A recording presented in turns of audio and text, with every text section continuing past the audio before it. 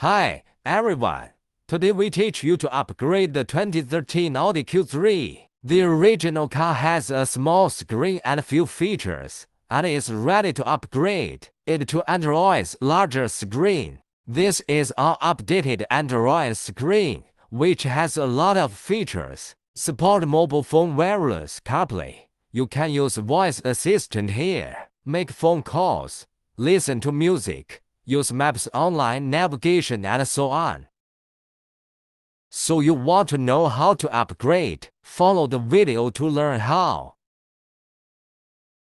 First, we use a tool to pry open the vent panel. Pry the inside clasp along the sides of it. After taking it off, you can observe that there are two plugs on the back of the outlet, which we need to remove.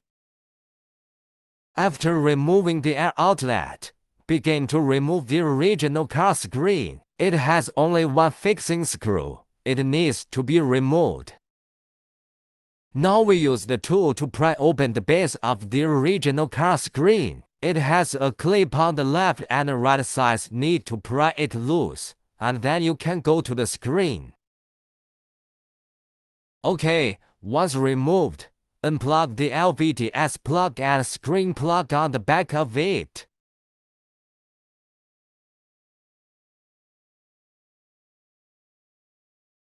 And then we pull out its three harness fasteners.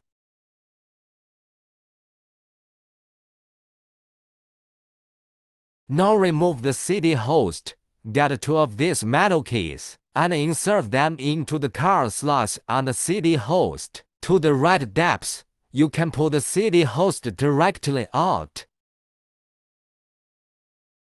Note that it has a lot of plugs on the back. Here you just need to unplug its power and fiber. Now remove its air conditioning key panel. We use the tool along the gap, also pry its buckle. Note that it has a lot of plugs on the back. Here you just need to unplug its power and fiber.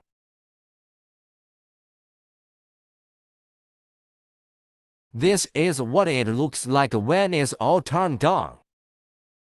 Now we begin to lay out the new power card. Thread the white end of the new power harness from the CD host position, and thread the white end to the original car screen position along the gap next to the outlet position.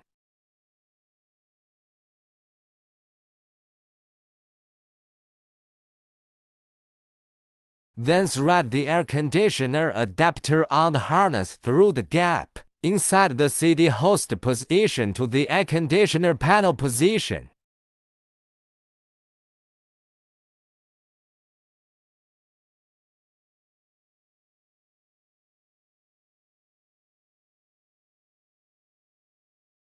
Now let's connect the black end of the air conditioner adapter to the original air conditioner plug.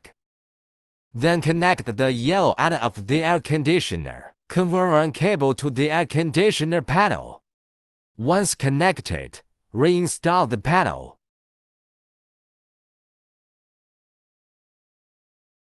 Now let's connect the power supply and connect this end of the new power supply to the original CD power plug. Then the other end of it we connect to the CD host. Finally, reconnect the optical fiber plug. Reinstall the CD host. Okay, now install the metal piece it comes with under our new screen base and secure it with two screws. Now connect the new screen. This is the LVDS plug. This is the screen power plug.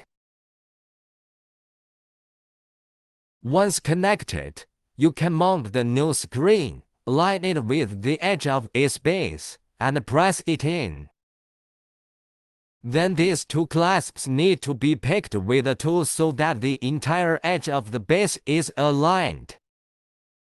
Don't forget to refasten the screw. Now let's reinstall the outlet panel and reconnect these two plugs first.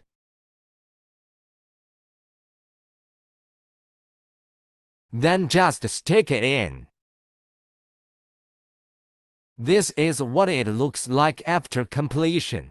Because the first installation, the Android system has no sound, we wait to boot it for sound source settings. We first enter the original car system, click the button Media, select the playback source, select AUX external sound input, and click OK.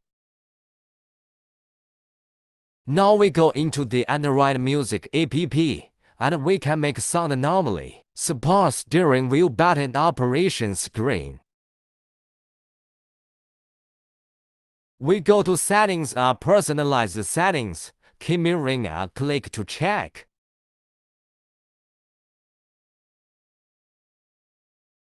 Support Star Safety Alerts. An electronic dashboard is available. Support map navigation. You can also download other map software. You can watch local or online videos. Phone calls can be made through the screen. Well, that's all for the video. Thanks for watching.